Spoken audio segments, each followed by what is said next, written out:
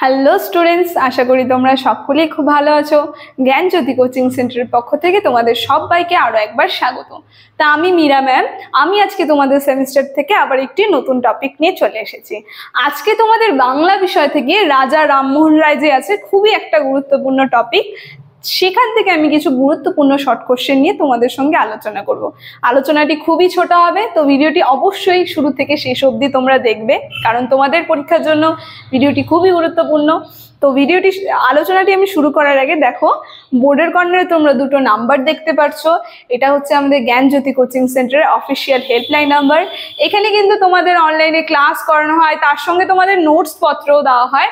তোমরা যদি আমাদের সঙ্গে অনলাইন ক্লাসে যুক্ত হতে চাচ্ছ বা নোটস পেতে চাচ্ছ, তাহলে এই উপরে দেওয়া নাম্বার দুটির সঙ্গে যোগাযোগ করো, ঠিক আছে? দেখো, তাহলে বেশি কথা না বলে আমি আমার আলোচনাটি শুরু করছি।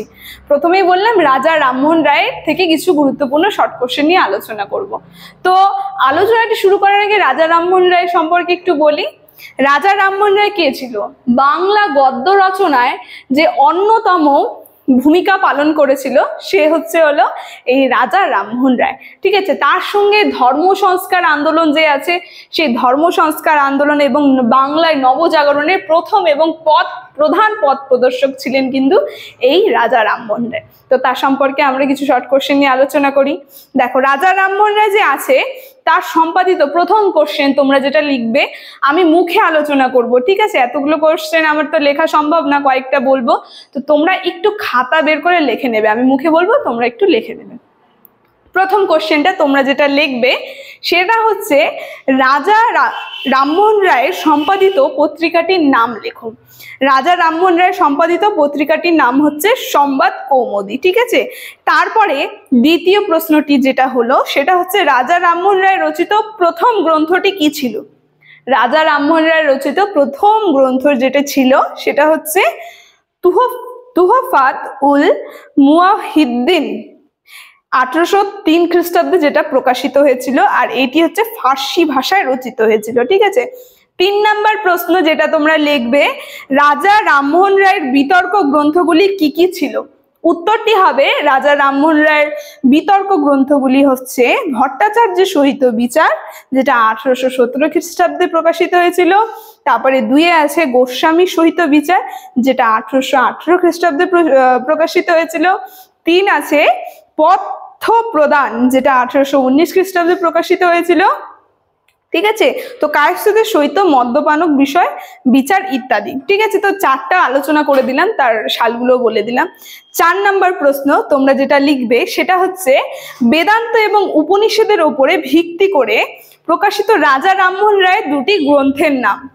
এটার উত্তরটি হবে বেদান্ত আর উপনিষদ যে আছে সেটার উপর ভিত্তি করে প্রকাশিত রাজা রামমোহন রায়ের 2টি গ্রন্থের নাম হচ্ছে বেদান্ত গ্রন্থ আর বেদান্ত সার, যেটা খুবই গুরুত্বপূর্ণ, ঠিক আছে? তারপরে আরেকটি গুরুত্বপূর্ণ কোশ্চেন যেটা আছে, রাজা রামমোহন রায়কে রাজা উপাধিটা কে দিয়েছিলেন?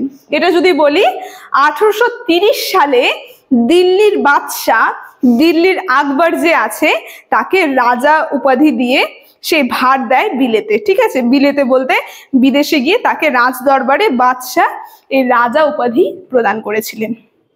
তারপরে আরেকটা গুরুত্বপূর্ণ প্রশ্ন হচ্ছে পরের প্রশ্নটা, যে রামমোহন রায়কে ভারত পথিক কে বলেছিলেন? এটা খুবই গুরুত্বপূর্ণ।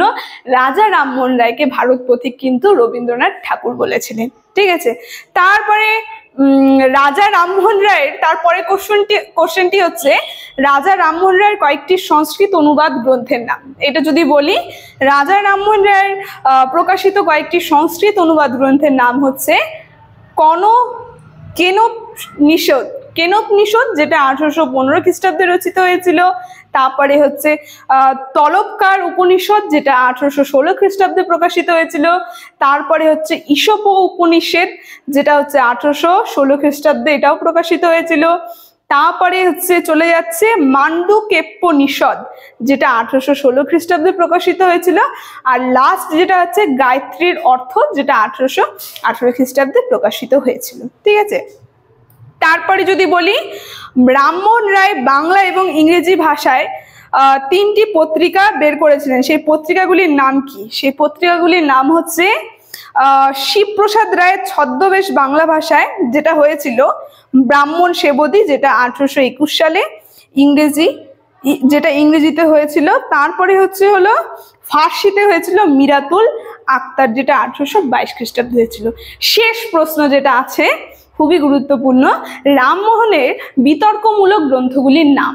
ঠিক আছে, রামমোহনের বিতর্কমূলক গ্রন্থগুলি যদি নাম বলি, উত্তরটা হচ্ছে যে উৎসবানন্দ বিদ্যা বাগীশের সহিত বিচার, যেটা 1816 খ্রিস্টাব্দে প্রকাশিত হয়েছিল। তারপরে গোস্বামী সহিত বিচার, যেটা 1818 খ্রিস্টাব্দে প্রকাশিত হয়েছিল। তারপরে সহমরণ বিষয়ক যেটা আছে, খুবই ফেমাস, ঠিক আছে, সহমরণ বিষয়ক প্রবর্তক নিবর্তক সংবাদ, যেটা 1818 থেকে 1819 খ্রিস্টাব্দে প্রকাশিত হয়েছিল। তারপরে লাস্ট আছে যেটা হচ্ছে কবিতাকারের সহিত বিচার, যেটা 1820 খ্রিস্টাব্দে প্রকাশিত হয়েছিল। ঠিক আছে, তো কায়েস্তের সহিত মদ্যপান বিষয়ক বিচার, যেটা 1826 খ্রিস্টাব্দে প্রকাশিত হয়েছিল। তো রাজা রামমোহন রায় থেকে এই যে কয়েকটি ছোট গুরুত্বপূর্ণ প্রশ্ন নিয়ে আমি আলোচনা করলাম, প্রত্যেকটা প্রশ্নই কিন্তু খুবই গুরুত্বপূর্ণ। তো আজকের আলোচনাটি আমি এখানেই শেষ করছি। ভিডিওটি যদি তোমাদের ভালো লেগে থাকে অবশ্যই like, comment, share and subscribe করে দিও। Thank you.